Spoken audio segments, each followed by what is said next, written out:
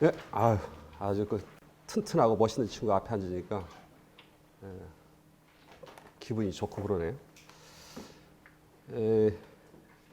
공무원 시험이 그 한 해에 뭐 두 번도 있었습니다만 보통 한 번 있죠. 7월 달에 보통 시험을 보니까 거기에 맞춰서 한 6개월 정도를 바짝 하시면 국어 부분에서는 문제 없이 통과할 수 있도록 제가 힘을 쓰겠습니다. 뭐 국어가 처음 그 쉽다라는 생각으로 시작을 했다가 쉽겠지라고 하다가 좀 어렵다는 느낌을 많이 받아요. 오늘은 제가 그 시험 문제 나왔던 것들에 대한 개괄은 다음 주에 좀 할게요. 그 관련된 자료들 좀 자리가 정비되면 그렇게 해서 진행을 하고 매주마다 그 진도별로 모의고사를 그 관련된 자료들 요약하고 관련된 자료들을 드릴 거예요. 그러면 매주마다 그 책 챙기시고 그다음에 국어는 그 주에 공부한 거를 그 주에 끝낸다는 느낌으로 공부하시면 좋을 것 같아요. 그 영어라든가 이런 것들하고 달라서 공부하시면은 단어를 몰라서 못 푸는 문제가 없거든요. 한번 이해하고 바로 문제 풀 수 있도록 그런 느낌으로 공부를 하시고 그 전부터 공부를 하셨던 분들은 이제 문제풀이 이런 거에 좀 집중하시면 좋을 것 같아요. 새로 시작하시는 분들도 마찬가지. 이거 기간의 문제는 아니에요, 보면. 그러니까 오래 했다고 뭐 고득점을 받거나 그러지도 않고 짧게 했다고 점수가 안 나오는 것도 아니에요. 우리 책에 제일 앞에 합격 수기들이 쓰여 있습니다만은 정말 빨리 합격한 친구는 2개월 만에도 합격을 한 친구도 있고 4개월, 6개월 뭐 이거 되게 많아요. 1년 넘어도 안 되는 친구도 있죠. 몇 년 동안 해서 한 7, 8년 동안 해서 합격한 친구도 봤고 이게 사람마다 좀 다르다 이거죠. 그래서 국어의 어떤 특성이나 이런 것들을 좀 아시고 나머지 과목들도 여러분들 전공 분야에 대해서 잘 아시면은 문제가 안 되겠죠. 그래서 가능한 한 선생님들하고 많이 친해지세요. 친해지시고 조금이라도 이상한 사항이 있으시면 질문하시고 그러셔야 여러분들 원하는 대로 성적도 나오고 기분 좋게 해요. 기분 좋게 재밌게 해야 돼요. 그래서 우리가 단톡방 같은 것도 같이 그 우리 친구들하고 하니까 궁금한 사항이 있으시면 계속 질문하시고 그러시면 될 것 같습니다.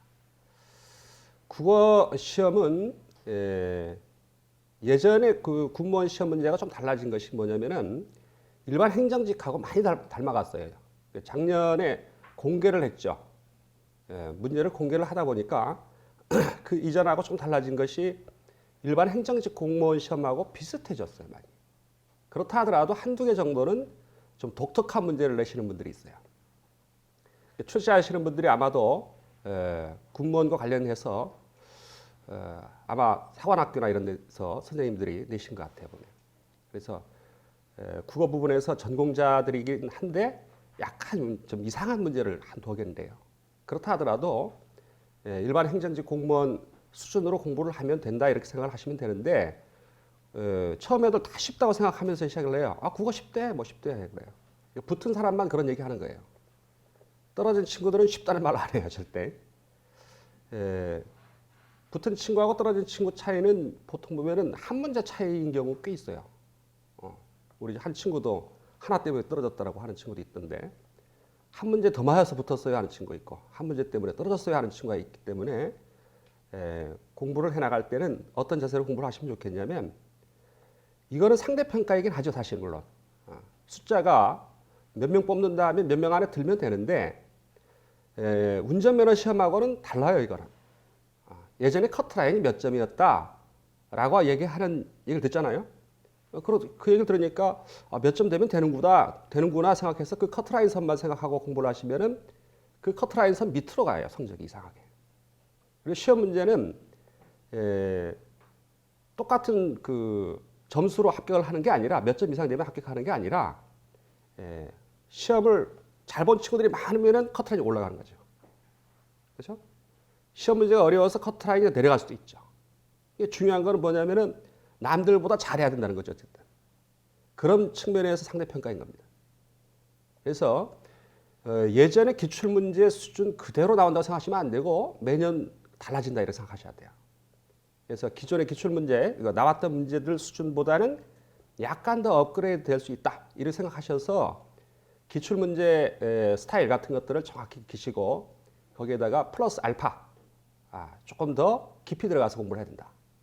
이런 생각으로 공부를 하시면 좋을 것 같아요. 딱 한 3개월 정도 하면은 기본은 되는데 문제를 그 사이에 많이 푼 친구하고 문제를 풀지 않고 그냥 이론만 정리하겠다 하는 그런 생각을 가지고 공부한 친구하고 좀 달라요. 성적 나온 거 보면은. 그래서 지금부터 조금 어렵지만은 일주일마다 공부한 내용을 숙지하고 바로 문제 풀고 연습하고 모르면 묻고 요거를 계속 반복해 나가시면은 3개월 만에도 국어 부분에서는 어느 정도 자리를 잡을 수 있어요. 사람들마다 그 뭐가 다르죠? 공부한 양이 다르겠죠. 그 이전에 다 인과응보예요. 인과업보예요. 여러분들이 국어를 그 전에 잘 하고 열심히 했던 친구는 아마도 좋을 거예요. 그렇지 않고 내 공부도 별로 하지 않았고 관심도 없었고 갑자기 하려니까 좀 버겁다. 이런 친구들은 더 해야 됩니다. 남이 그만큼 하니까 나도 그만큼 하겠다 생각 버리시고 내가 갖고 있는 객관적인 상황이나 상태를 잘 보실 필요가 있어요. 기출문제 풀어봤어요? 네? 풀어봤어? 할만해요? 다 틀렸어요. 처음에야 다 틀릴 수 있죠. 근데 비문학이나 문학 같은 것들은 지금 풀어도 어느 정도 풀리는 친구들 있죠. 그러니까 논리적인 글들 있잖아요. 그래서 내용 독해 문제라든가 문학은 평상시에 관심 갖고 있었고 중고등학교 때 내가 국어는 좀 했어. 언어 국어 시험 그 수능 시험 부분에서 성적이 어느 정도 나왔어 하는 친구들은 언어 감각이 좀 있어서 문학 같은 것들도 대충 풀어요. 근데 조금 어렵다 느끼는 것이 모르면 틀릴 수밖에 없는 게 뭐냐면 문법 같은 거죠. 국문법. 그다음에 표준어 맞춤법 뭐 이런 문제들. 이런 부분들은 공부를 했어도 헷갈려서 걸려들어요. 많은 친구들이. 자, 그럼 국어 분야의 전반적인 것들 공부를 좀 하셨을지 모르겠지만은 공문법, 그다음 어문 규정, 한자, 비문학이라고 얘기하는 논리적인 글들, 문학 이 정도가 되겠죠. 전반적으로 보면은 그 군무원 문제, 그 기출 문제를 가지고 제가 연습해드린 거 다음 주에 좀 더 세밀하게 하겠고요. 전반적으로 어떻게 나오는지를 확인해 볼게요. 국문법, 어문규정, 한자, 비문학, 문학 해서 합쳐서 25문제죠. 국어가. 단어 과목도 25문제입니다만. 이 중에서 가장 많은 비중을 차지하는 게 역대로 보면은 어문규정 부분이다. 지금부터도 조금씩 하고 있어야 돼요. 그래서 관련된 자료 같은 것들은 제가 그 매주마다 드릴 거예요. 그거 풀어 봐보고 암기해야 될 것들 체크를 해야 되는 건데 이 안에는 표준어가 있죠. 표준어는 말하기 문제죠. 어떻게 말을 할 것이냐라고 하는 얘기죠. 그래서 표준어의 반대 개념이 뭐예요? 방언인 거지. 방언과 표준어.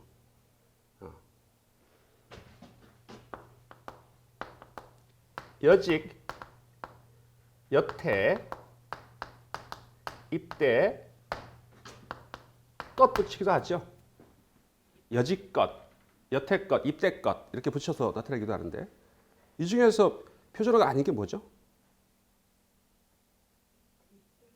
입대것은 표준어예요. 자, 한 번 더. 자, 50대 50. 여직것입니다. 요거는 전라도 방언이죠. 전라도 방언이에요. 그래서 시험 문제 나왔어요. 표기를 어떻게 쓰냐면 여지껏 이렇게 했더니 여지껏 이렇게 나와서 이것도 틀린 거죠. 여직이나 고향이 전라도예요? 아니요, 저희 외가가 전라도예요. 아, 외가가 전라도예요. 그 외할머니한테 들은 거예요. 여지껏. 여직 안 왔냐? 막 그랬죠. 네. 그런 얘기 들으시면서 당연히 이거 표준어겠지 생각하고 있다가 문제가 되는 거예요. 그래서 간발의 차이예요. 공부를 해나가실 때 국어 공부에서는 한 끗 차이로 틀려버리고 맞고 그런단 말이야. 그래서 모든 문제 하나하나가 다 중요해요. 어찌 보면. 우리 일상생활에서 쓰는 것들이 다 문제가 되고 뭐 어떤 걸 내겠어요. 시험 문제 출제하시는 분들은. 사람들이 쓰고 있는데 잘못 쓰고 있다. 그런 거 있으면 문제를 내죠. 그래서 그 점검들을 꼼꼼하게 해 나가야 되는 거예요. 표준어 부분. 표준어 안에 들어가는 것이 표준 발음이에요. 표준 발음. 발음을 어떻게 할 것이냐.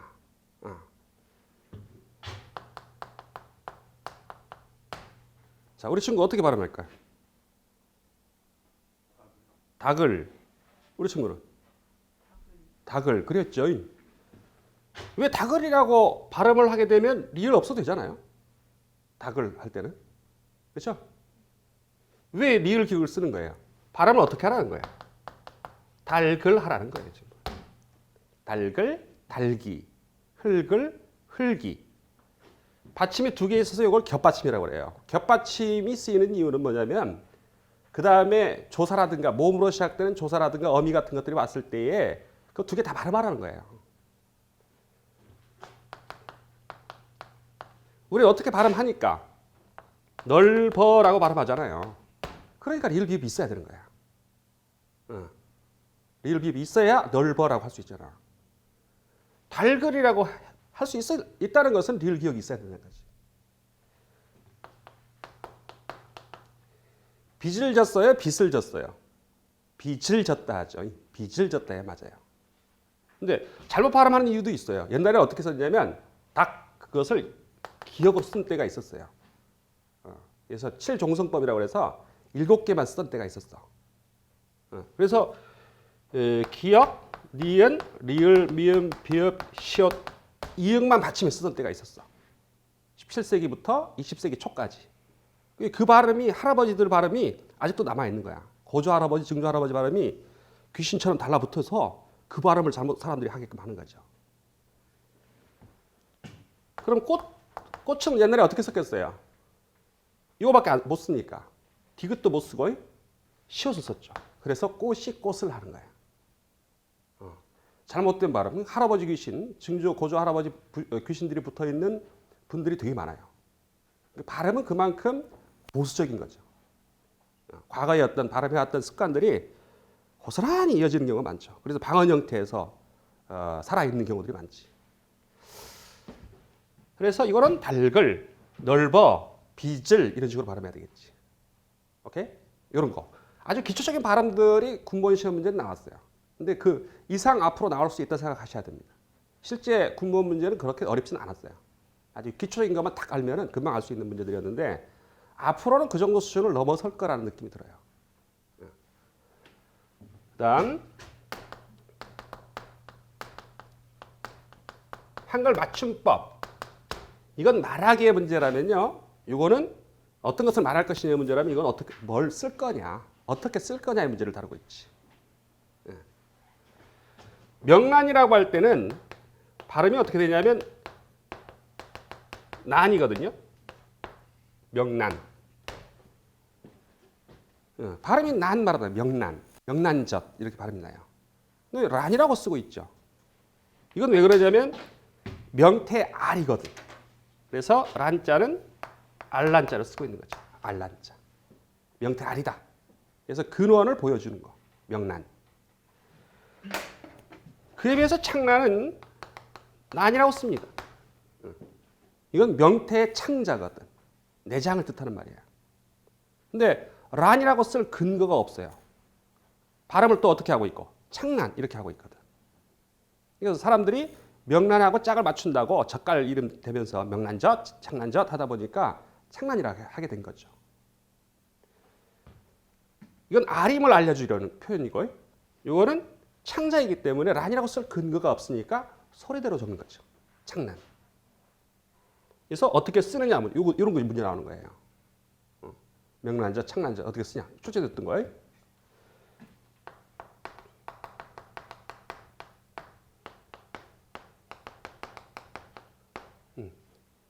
이면수어는 어떻게 써요? 생선 있잖아요, 생선. 뭘 어떻게 쓰는 게 맞겠어요? 위에 거, 밑에 거.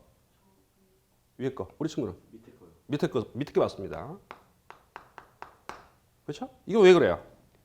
이면수 씨가 잘 잡았대요, 이 물고기를. 이면수 씨가 잘 잡은 물고기다 해서 이면수어 이렇게 하죠. 그래서 근거가 있는 거예요, 다. 말의 근거. 그래서 사람 이름 때문에 만들어진 단어이기 때문에 그걸 살려 적을 수밖에 없는 거죠. 이면수. 이것도 출제됐죠.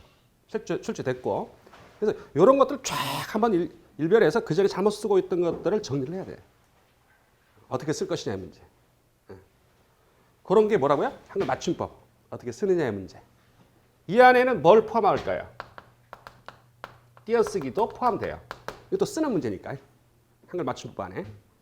띄어쓰기는 국문 문제에 잘 나와요. 한 문제는 꼭 나오고요. 막 두 문제씩 나올 때도 있었어요.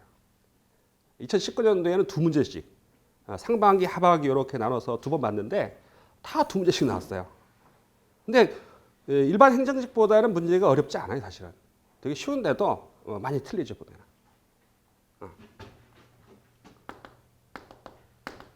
할 수가 없다. 할 수가 있다. 할은 무엇이고? 관형어죠. 어떤 애 위치에 쓰이는 단어들을 모두가 다 관형어라고 그래요. 띠는 관형어, 예쁜 관형어, 할 관형어. 물론 품사는 다르죠. 무엇을 하다 동사겠죠. 근데 어느 위치에 있느냐, 우리가 문장 성분이라고 하는 거죠. 문장 성분 중에 어떤의 자리에 쓰이면 관형어고 어떤이라는 관형어 자리 다음에 쓰이면서 혼자는 쓰지 않는 이런 것들을 우리는 의존명사라고 하죠. 그래서 이렇게 관형어하고 의존명사는 띄어써라. 할 것, 할 수가 이렇게 쓰죠.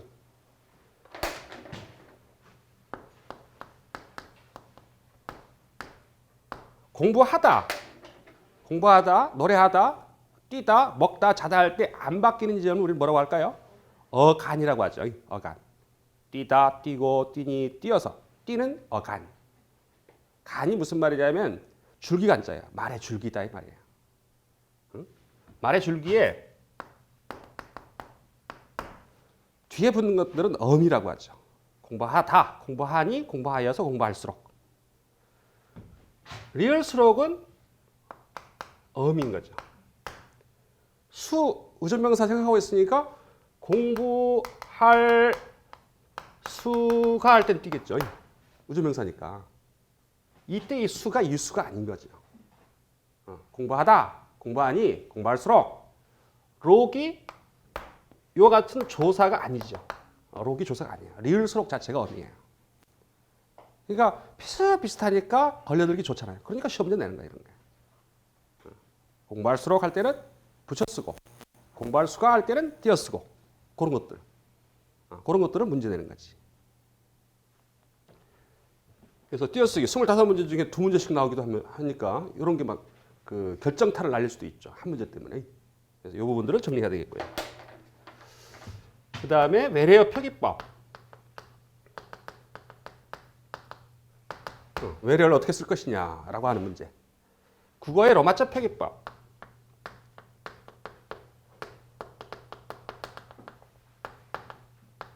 조금 까다롭게 나오면 어법까지 포함해서 어문 규정이라 볼 수 있어요. 이 어문 규정 관련해서는 전체적으로 한 10문제 위로 올라가요. 12문제 나오기도 하고 막 그래요. 그래서 이 동네는 완벽하게 일반 행정직 공무원 시험 문제 나오는 수준 정도만큼 해두면 기본은 될 것 같더라고요. 군무원 문제는.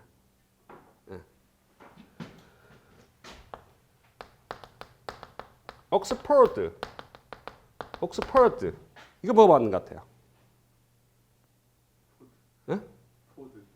시험 문제는 괜히 내는 게 아니겠죠. 틀리라고 내는 거겠죠. 당신이 써봤으면 그거 틀린 걸 거야 아마 일반적으로. 그래서 옥스퍼드가 맞죠. 우리가 잘 알고 있는 거 뻔히 다 그렇게 생각하고 있을 것 같은 것들을 문제 낸다는 건 틀림없이 뭔가 다른 게 있는 거야 이게. 외래어 표기법. 그래서 이건 뭐가 맞을까요?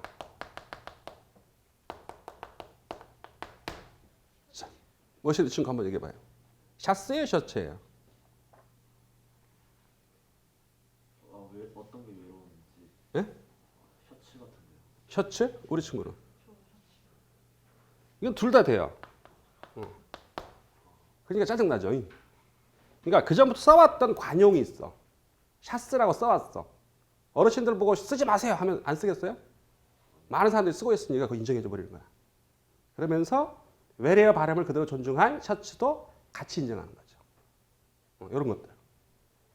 그래서 이런 그 외래어 표기법을 한 4,500개 외우면 돼요. 그냥 4,500개 보면서 이거 내가 잘못 써봤다 하는 것만 체크 촉촉촉 해두면은 크게 문제는 안 돼요. 그래서 이런 것도 해야 돼요. 자질구레예요. 국어는 좀생이들이 하는 거예요. 국어는 진짜 국어 시험 공부는 좀스러워야 돼요. 막 글자 하나, 토시지 하나 이런 거 가지고. 국어의 로마자 표기법이라는 거는 한국어를 영어로 옮겨 적는 거, 알파벳으로 옮겨 적는 거. 그런 것들을 어떻게 적을 것이냐 하는 거예요. 예컨대 수원 이렇게 쓰려면 어떻게 써야 돼요? 이렇게 쓰죠?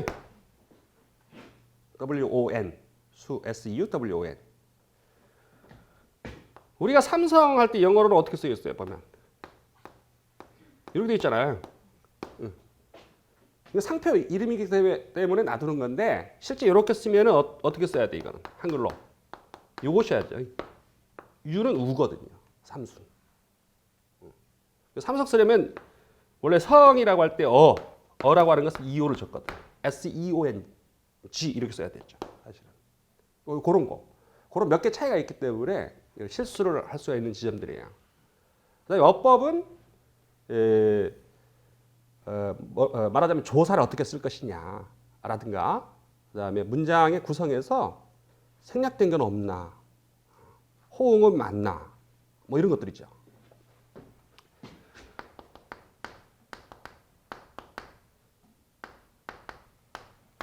장엄한 서예의 낙조.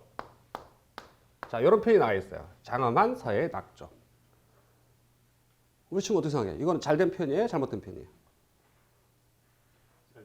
잘된 것 같아. 우리 친구는? 장엄한 서예의 낙조. 그렇죠. 감이 중요한 거야. 그렇죠? 옆에 친구가 그 얘기했으면 반대로 얘기해야 돼. 틀려보시. 이게 관영어잖아요. 관영어. 그러면 관영어를 뭘 꾸미냐면은 수식하냐면 체언, 명사나 대명사나 수사 같은 걸 보통 수식하거든요. 그러면 이건 뭘 꾸밀 수도 있고 서예를 꾸밀 수도 있고요. 장엄한 게 서예일 수도 있고 서예의 낙조를 꾸밀 수도 있죠. 그래서 모호해지죠. 뭐 이런 것들. 그래서 어떻게 쓴 건 맞아요. 서예의 장엄한 낙조 할 때는 체언이 아니잖아요. 이거는 장엄을 꾸밀 수는 없는 거야. 그러니까 이거 덩어리줄을 꾸미죠. 이럴 때는 제대로 된 문장이죠. 뭐 이런 것들. 그래서 이게 제대로 된 문장이냐, 호응이 되느냐, 이런 문제를 다루는 게 어법인데 제일 까다롭다고 느껴요. 공부를 하다 보면. 그러니까 국문법에 대한 전반적인 사항들을 이해하면서 표준어 맞춤법 이런 것들을 알고 있을 때 저걸 완벽하게 풀 수가 있으니까. 그래서 어법 나오면 다 힘들다고 그래요. 어려웠어요. 그러면 왜 어려웠어? 그러면 어법 때문에요. 그 한 문제 때문에 없다고 느껴요. 자, 그렇게 해서 어문 규정이 10문제, 12문제 하여간 비중이 되게 높다. 그래서 요거는 평상시 때부터 꾸준하게 해 나가는데 우리 책에 우리 교재에서는 2장 부분 들어가면은 나와 있어요. 2장에 어법에서 나와 있죠. 어문 규정에서 나와 있어요. 그래서 표준어 맞춤법 이런 것들을 평상시 때부터 꾸준하게 공부를 해 나가시면 크게 문제가 없어요. 이거 그냥 암기할 부분들이 되게 많아요. 근데 그런 어문 규정의 기반을 이루는 게 뭐겠어요? 국문법이겠죠. 그러니까 관영어 다음에 의주명사 나올 때는 띄어 쓰는 것을 원칙으로 한다. 이런 규정을 해 나가기 위해서 관영어가 뭐고 의주명사가 뭐고 이런 것들을 다루는 게 국문법이에요. 그래서 국문법을 잘 알면은 어문 규정 문제가 되게 쉬워져요. 사실은 관련된 거죠, 이게. 따라 노는 게 아니라. 대학에서는 국문법 부분에서도 부분 나눠서 전반적인 것도 공부하고 그다음에 세밀한 것도 공부하고 따로따로 공부해요. 국문법의 영역을 보면 국어의 특질, 언어의 특질, 우리가 오늘 배우게 될 내용인데 이 부분들에 대해서 전반적으로 국어가 어떤 특질이 있고 언어가 어떤 성질이 있냐 하는 게 제1장 우리 책에서는 나와 있어요. 첫 번째 부분에 나와 있어요. 여기서는 관련해서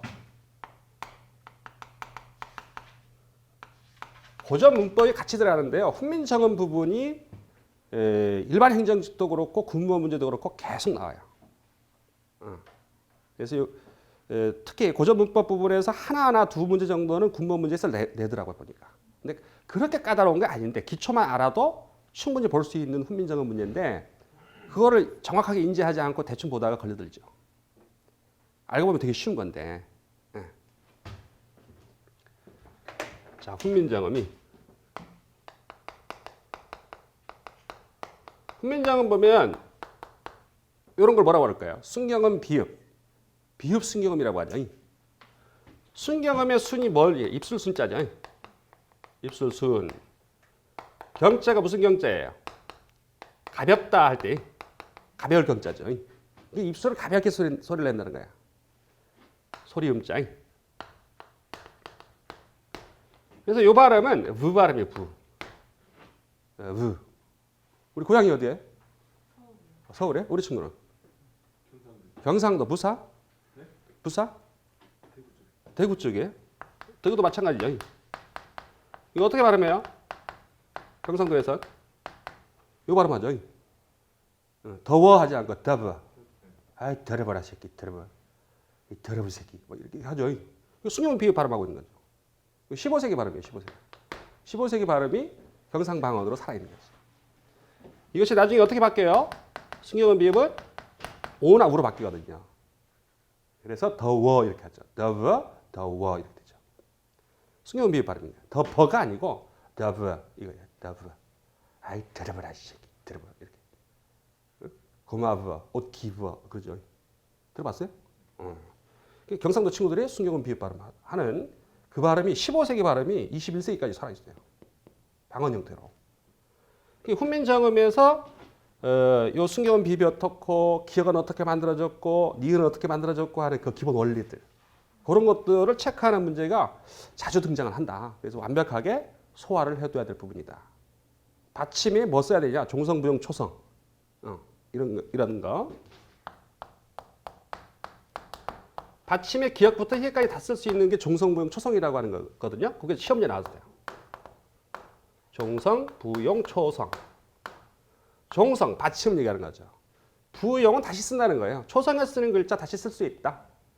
기역부터 희까지 다 쓴다는 거예요. 팔종성법이 주로 썼어요. 중세국어에서는. 8개 썼어요. 아까 7개였잖아요. 여기에 뭐 하나 더 들어가는 거예요. 디귿 하나 더 들어가서 8개를 썼던 게 일반적입니다. 그러다가 7종성을 쓰게 된 것은 17세기 말에서 20세기 초까지는 표기 자체를 이것만 썼어요. 그 이전에는 8개를 주로 썼고. 지읒 쓴 걸 봐서 8종성에 들어가요? 안 들어가요? 안 들어가겠죠. 지읒은 들어갈 수 없잖아. 이게 종성부용 초성인 거지. 꽃을 뜻하는 말의 용묘천가식 표현은 요거예요. 겉띄어 크여만한 지읒 받침 나와 있지. 그리고 지읒 쓸 자리에 씌워 썼다는 것은 8종성법 또는 7종성법에 따라서 썼다는 걸 알 수가 있죠. 그런 거 어떤 원리를 체크하는 문제. 다음 주에 이거 확인하겠습니다. 종성부용 초성. 오늘 간략하게 출제됐던 것들 큰 흐름 정도만 얘기하고 그래서 국어의 특질을 정리하는 문제가 나와요. 훈민정음하고 더불어서. 그 다음에 의문론. 형태란에 볼 수 있는 형태론, 어휘론, 문장론, 의미론 이렇게 해서 국문법이 한 4-5문제 정도 나온다 생각하셔야 돼요. 국문법 문제가 약간씩 더 늘어난다는 느낌이에요. 기본 원리라든가 이런 것들을 알고 있느냐. 그래서 4-5문제. 합쳐서 벌써 시험 문제 전체의 국어 시험 문제 전체의 반은 이 안에 있는 거죠. 우문론은 자음 모음의 체계라든가 우문 변동. 우문 변동이라는 게 뭐냐면 국외음화, 비음화 이런 것들 있잖아요.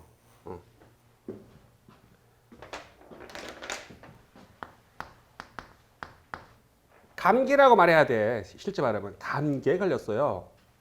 근데 어떤 친구가 기혼 아가씨들은 이렇게 발음하잖아요. 감기 그러죠. 자기야 나 감기 걸렸다. 헝강이해 막 이러죠. 강기 이래요. 이것도 동화 현상이죠. 이응하고 기억의 공통점이 뭐냐면 연국의 의미예요.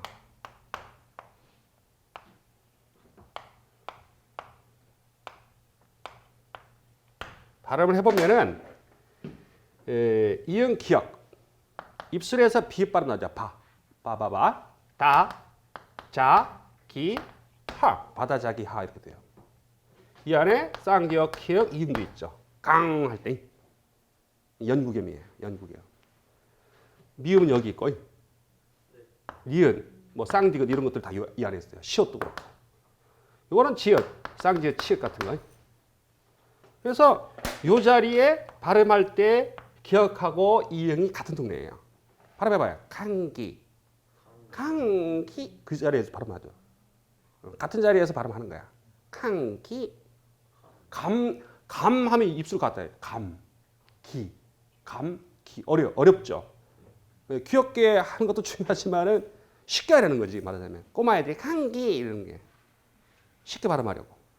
그래서 연국의 음으로 동화됐다 해서 연국의 음화라고 하죠. 연국의 음화. 뭐 이런 식으로. 그래서 우문의 변동 부분을 포함한 이게 무슨 현상이냐? 왜 이런 발음이 벌어지냐? 이런 것들을 다루고 있는 것이 우문론의 영역. 그다음에 형태로는 단어인데요. 단어, 형태소, 단어 형성,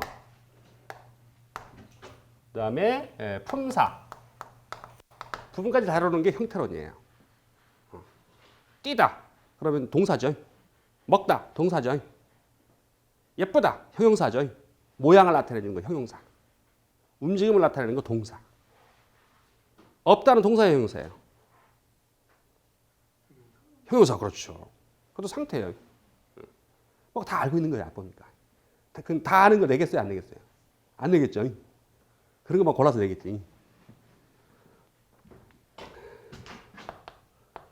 먹지 않다. 예쁘지 않다. 앞에 부분을 본용언이라고 하고 뒷부분을 보조용언이라고 하거든요. 똑같은 않다지만은 이건 동사고요. 이건 형용사예요. 이런 것도 헷갈리는 거 내는 거죠. 동사는 명령이 가능해요. 알아 어라 같은 것들이 가능하다든가 그렇죠. 먹지 않아라? 안 되는 것 같은데? 그렇죠? 먹지 않아라? 명령해요? 안 되잖아. 그래서 자기 알고 있는 동사는 명령하는 거야. 명령문 만들어질 수 있으면 돼. 그렇게만 생각하다가 걸려들 수 있는 거지. 보통 가운데 뭐를 집어넣어서 는이라든가 니은이 들어가서 현재 시제를 알려주면요 동사예요. 먹지 않는다 현재. 예쁘지 않는다 안 쓰겠죠. 이런 걸 못 써요. 그게 형용사예요. 구분하는 기준이 명확하기 때문에 그 명확한 구분을 알면 문제가 되게 쉬워지는 거지 말하자면. 품사를 묻는다든가 그랬을 경우. 그래서 그런 품사의 문제. 풋사과. 그러면은 풋이 접두사이기 때문에 파생어 이렇게 가죠. 그다음에 김치찌개. 그럼 김치와 찌개가 어근과 어근이 결합돼서 이건 합성어를 하죠. 파생어냐 합성어냐 그걸 구분하는 문제가 군무원 문제 계속 나옵니다. 하나 정도는 그런 것들을 체크하는 문제가 있다. 그다음에 어휘로는 고유어, 한자어의 어떤 의미 같은 것들을 따져 묻는 거죠. 그래서 까다로울 수 있어요 이게. 고유어의 의미가 어떤 것인지 전후 맥락 보고 답을 해야 되는 거니까. 그다음에 문장어는 문장 성분이라든가 문장 짜임 이런 것들을 따져 묻는 겁니다. 이 안에는 높임법도 들어가죠. 문장을 어떻게 만드느냐. 그래서 이게 주어냐 목적어냐 서술어냐 이런 것들을 체크하는 문제들. 세부적으로 들어가면 되게 복잡한 부분이 있어요. 헷갈리는 부분들이 있어요. 그런 부분들이 있는데 그래서 목적어인지 아니면 부사어인지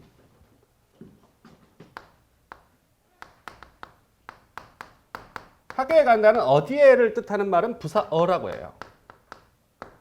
부사어죠. 이게 뭐가 헷갈릴까요? 품사가 헷갈리겠죠. 문장 성분은 뒤에 뭐 붙는데 어가 붙어요. 주어, 서술어, 목적어 이런 어가 붙어요. 부사 어죠. 근데 품사 안에는 뭐가 있어요? 보니까 품사 안에는 뒤에 사자가 붙는 것 중에 부사가 있었다. 그래서 이런 것들이 헷갈리는 거죠. 이건 품사를 따자면 학교는 명사죠. now 명사. 이거는 조사죠. 붙여서 부사 어를 만든 거죠. 그래서 품사하고 문장 성분하고 뒤섞어서 막 헷갈리게끔 만들어서 출제를 하죠. 그런 거를 잘 정리하시면은 이 문제가 풀릴 수 있죠. 품사 파악하는 거, 문장 성분 파악하는 거 문제가 풀리죠. 의미로는 단어의 의미, 문장의 의미, 제대로 된 어떤 그 중의적 문장이 아니냐, 뭐 이런 것들 그 의미적 차원에서 접근하는 게 의미로 부분이에요. 그렇게 해서 4-5문제 정도가 충분히 낼 부분이 많죠. 그러니까 특징적인 거야. 낼 만한 게 보여요. 보면. 그래서 그런 것들을 도표로 쫙 우리 책에도 지금 나와 있지만은 군무원 부분에서 특별한 거라고 보시면 안 돼요. 군무원만 따로 있고 뭐 따로 있다 생각하시면 안 되고 그거는 어느 분야든 범위가 있으니까 그 안에서 출제가 뭐든지 출제할 수 있다 생각하셔서 기출문제 수준을 보시고 이 수준보다는 약간 더 어렵게 나올 수도 있으니까 공부를 이렇게 해야겠다. 기출이 이 정도다. 그러면 공부는 이만큼. 조금 더 해야 되겠다. 근데 조금 더가 어느 정도까지가 조금 더 문제가 되는 거지. 그래서 문제 낼 만한 지점을 명확하게 짚어야 돼. 모든 시험은 뭐라고 보시면 되냐면 거시적 안목하고 미시적 안목을 양자를 잘 포괄해야 됩니다. 근데 많은 친구들이 자신의 공부하는 스타일대로만 공부를 하려다 보니까 문제가 생겨요. 보면 책장을 빨리 넘기는 편이에요. 시험 볼 때 찍어서 어디 나올 것 같아. 그것만 공부를 해요? 아니면은 하나하나 다 보려고 해요. 어느 쪽이에요? 꼼꼼한 편이에요. 이거 소민적인 건데 사상의학에서 보면 소민적인 성질인데 진도를 빨리 못 나가는 거지. 그래서 계속 앞에 부만 보고 앉아 있는 거지. 그 정리해야만 넘어갈 것 같은 느낌인 거야. 그렇게 하다가는 진도 빨리 못 빼는 거지. 2-3달 만에 쫙 해서 한 2-3번은 어떤 친구는 돌리는데 예? 동영상 보면서 뭐 하면서 해서 벌써 한 3번, 4번 돌린 친구도 있어 보면. 3달 만에. 그런 친구들은 나올 만한 것만 딱 짚어서 촥촥 해나가는 친구들인 거지. 우리 친구는 미시적인 거야. 세밀한 거. 그거 좋아요. 그러나 뭘 알아야 돼? 뭐가 나올지를 알면 쓸데없는 공부를 안 하게 되잖아. 그죠? 쓸데없는 공부를 하지 않고 이 부분이 나왔고 나올 수 있고 하니까 이거 중요해. 그러니까 이 부분에 대해서 집중해야 돼. 시험 문제는 그 이전보다 문제가 까다로워지면서 미시적으로 접근해요. 문제 자체는. 그런데 나오는 분야는 거의 정해져 있어.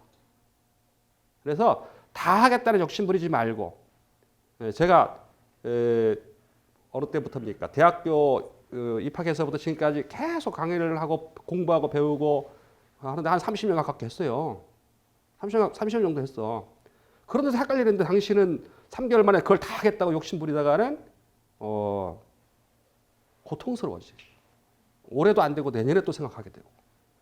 그러니까 요령 없으면 안 된다는 거예요. 요령 없으면. 그래서 시험 문제를 대비해서 어떤 문제가 나온다라고 하는 큰 거시적인 그림을 그려놓고 그건 다 선생님들이 얘기해 주겠죠. 요거 나와 이거 안 나온다. 이건 빼. 그러면 빼고 이거 집중으로 하세요 하면 그만 하고 그렇게 말을 들어야 올 안에 끝날 수 있다 이 말이에요. 그러니까 쓸데없이 책을 다 하겠다는 욕심을 부리지 마라. 예? 줄일 건 줄이고 나온다 싶은 부분은 깊이 들어가 버리고. 그래서 거시적인 거하고 미시적인 것들을 양자를 다 조화롭게 할 수 있어야만 시간 절약하죠. 그다음에 깊이 공부할 수 있고 그렇다. 품사 나온다. 그럼 품사 문제 죽어라 해야 되는 거야 이게. 동사 형용사 구분하는 게 헷갈리니까 나온다. 그러니까 그 부분의 어떤 요령을 정확하게 익히고 연습해야 돼. 그런 느낌으로 공부를 해야지 다 암기해야 되겠다 생각하면 안 돼. 이건 학문이 아니라 시험 통과하는 거야. 그런 걸 어떻게 예측하죠? 제가 해드릴 거예요. 이거 어떻게 예측하는 거예요? 기출 문제 출제됐던 것들, 그 다음에 중요한 부분, 국문학이라든가 국문법에서 뭐가 중요하다. 그런 것들에 대해서 다 출제자들도 다 알고 있는 거잖아요. 그러니까 그들의 머리하고 제 머리하고 비슷하겠죠. 그러니까 나올 만한 게 뭐다. 실제로는 저도 대학에서 강의를 합니다만은 대학에서 강의하시는 선생님들은 자기 분야만 좀 아세요. 그러니까 국어학을 전공하신 분은 국어학 분야만 알고 현대문학 하시는 분들은 현대문학만 강의하고 막 공부를 해. 그렇죠? 고전문학 하시는 분 고전만 하고 그러잖아요. 분야별로 다 쪼개져 있다 보니까 전반적으로 잘하는 선생님들은 다 어떤 선생님들이야? 학원 선생님들이 더 전반적으로 더 잘 알아. 응? 그렇게 생각하셔서 선생님들 믿으셔야 돼요. 응?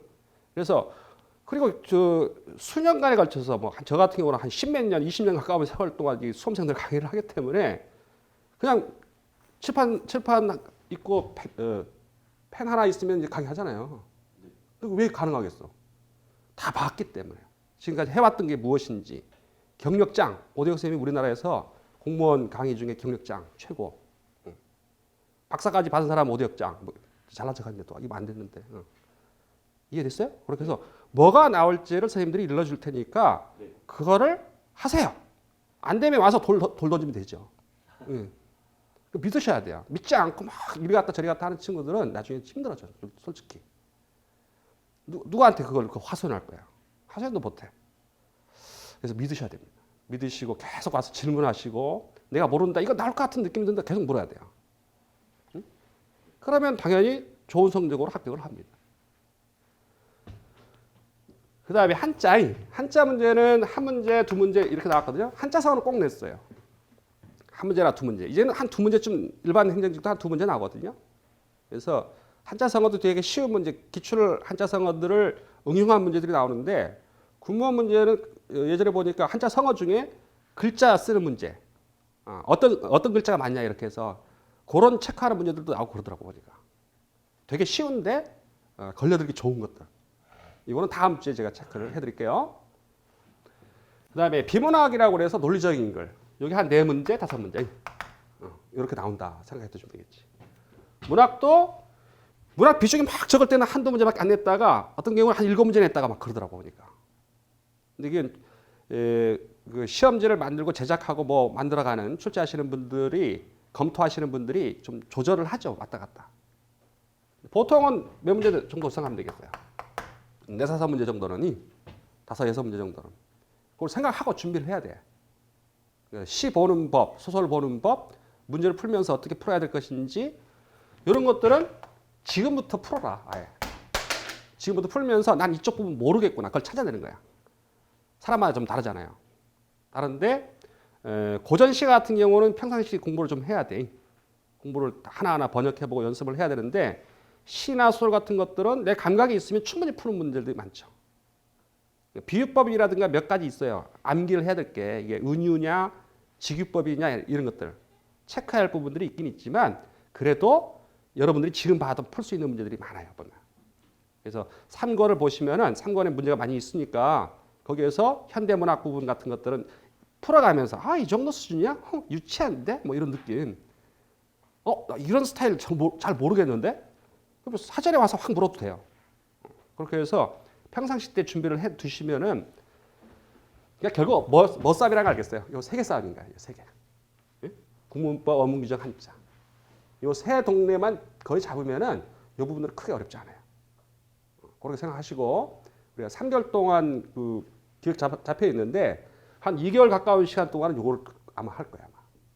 2개월 넘어 할 수도 있고. 그럼 요 부분들은 지금부터 풀고 그러면서 궁금한 사항들 계속 물으시고 계속 하시면 될 것 같고 가능하면 다음 주부터는 제가 한자를 조금씩 해드릴게요. 특강을 할 시간이 또 있으면 좋은데 그러지 못할 수도 있으니까 시간들이 그럴 것 같아요. 지금 꽉 차 있기도 하고 하니까 일주일에 1시간 정도나 30분 정도는 한자성어를 중심으로 먼저 하고 한자에 대한 것도 기본적인 것도 하고 그러면서 제가 대학에서 그 한문 강의도 하고 그러니까 한자에 대해서 잘 압니다. 그래서 7급 준비하시는 분들이야 이런 분들은 한자 꼭 하셔야 됩니다. 한자성어, 고전 같은 거 꼭 하셔야 7급 시험 문제에서 고득점을 받을 수 있다. 이렇게 말씀드립니다. 질문 사항 있으면 해보세요. 우선 만만치 않죠. 하나 때문에 맞고 틀리고 그러는데 하나하나 다 질문한 것들이 다 틀려버려서 짜증나잖아요. 지금. 그렇죠? 괜찮아요. 근데. 그래서 지금 현 상태를 정확히 알아야 돼요. 문제들이 다 내가 헷갈릴 수 있는 문제들만 골라내는구나. 그렇게 의식하셔서 지금부터 천천히 하면 되겠지? 이런 큰 흐름을 잡으시는 게 좋겠다. 하실 수 있죠? 네. 25? 27? 29 그래요. 이제 30줄 넘어가면은 결혼도 하고 가정도 꾸리고 뭐또 하려면 올해 안에 무슨 일이 있어도 붙어야 되겠죠. 그런 자세로 배수진을 쳐야 됩니다. 배수진. 이거 아니면 안 돼. 빌딩이 몇 채 있었지? 우리 친구 집에? 집 빌딩 몇 채나 있어? 아파트 몇 채 있어? 그러니까 그런 거 없으면 가서 돈 받아 먹고 뭐 그 월세 받아 먹고 살 수 없으면은 먹고 살 길을 자기 찾아야 될 거 아니야. 엄마 아빠한테 계속 돈 달라고 할 수 없잖아. 그렇죠? 지금 요때 아니면 안 된다는 느낌으로 시작을 하시는 게 좋습니다. 미루면 안 돼요. 나중에 하자. 그러다가 6개월 지나고 1년 지나고 더 힘이 드는 거야. 늘 제가 옮기는 말입니다만은 티베트 그 속담 중에 그게 있어요. 걱정한다고 걱정이 해결되면 난 걱정만 하겠다. 많은 사람들이 뭐예요? 될까? 어렵지 않을까? 막 걱정만 해요. 걱정할 시간에 바로 하세요. 오늘 표준어를 외우자. 맞춤법 외우자. 바로 공부하시면 돼요. 그게 오히려 시간도 절약되고 현실을 살아가는 방법이에요. 그렇게 생각하셔서 나중에 해야지. 걱정만 하고 막 그렇게 하루하루 보내지 마시고 바로바로 하시면 돼요. 그리고 이번 주 바로 시작하셔야지. 다음 주부터 해야지. 뭐 얘기해요. 내일부터 다이어트 해야지. 그거를 365일 내내 하는 사람도 봤는데 내일 해야지. 내일 해야지 하는데 그게 돼요? 안 되지. 당장 해야 돼요. 당장 하시면 성공합니다. 지금 이 순간이 즐겁고 재밌어야 돼요. 언제나. 그래서 우리 공부하실 때 여러분들 힘겹고 어려울 수도 있겠지만 재밌다. 이거 공부하니까 재밌다. 즐겁다. 이런 느낌으로 세뇌시켜야 돼요. 머릿속에다가. 즐거운 거야 이거. 이거 공부해갖고 어디 가서 써먹을 수도 있고 좋은 거야. 뭐 이런 느낌으로. 그리고 공부를 하시면은 이게 정말 중요한 거예요. 여러분 공무원 되시면 뭐 필요하죠? 문서 작성해야 되고 막 하잖아요. 띄어쓰기 맞춤법 지켜야 돼 그거는. 문서 작성하고 뭐 어떤 사건 벌어진 것들 이거 그 기획안 같은 것도 만들어 나갈 때도 여러분들 나중에 7급도 되고 올라갈 거 아닙니까? 그럴 때 기획도 잡아야 되고 다 그런단 말이에요. 근데 그때 가서 막 띄어쓰기 맞춤법 찾고 있으면 그 창피한 일이고 상관들이 뭐라고 생각하겠어요? 윗속에 있는 친구들이. 저 친구는 말이야. 띄어쓰기 맞춤법 정확하네. 공무원들 기본이 그거여야 돼. 다른 건 몰라도 띄어쓰기 맞춤법 이런 거 정확하게 문서 기한 작성하고 문제가 생기지 않도록 만들고 그게 법이거든요. 법이에요, 법. 어문규 범위 법이에요, 법. 그래서 그런 것들도 지켜야 되기 때문에 이참에 똑바로 공부해두자 이런 느낌으로 공부하시고 그 다음에 합격한 다음에도 이 책 버리지 말고 꽂아놓고 필요할 때 찾아서 보세요. 가끔씩 전화 와. 우리 제자들이 전화 와서 선생님 이거 뭐 맞아요? 그럼 몇 번을 얘기했는지 아직도 머릿속에 안 집어넣냐.